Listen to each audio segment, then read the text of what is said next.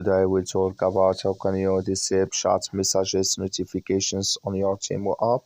We go to figure out the solution on how you can do that on your app.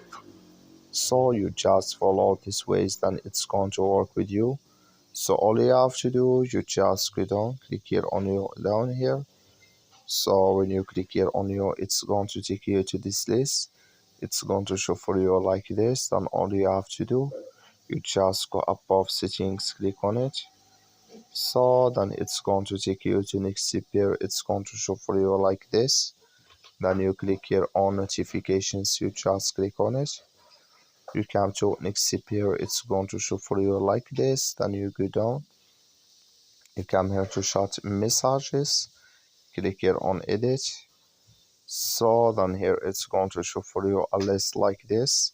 Click in this sign or this color here for app. So then here can you disable it for email. So that's all you have to do. Thank you for watching. Don't forget to support us by liking.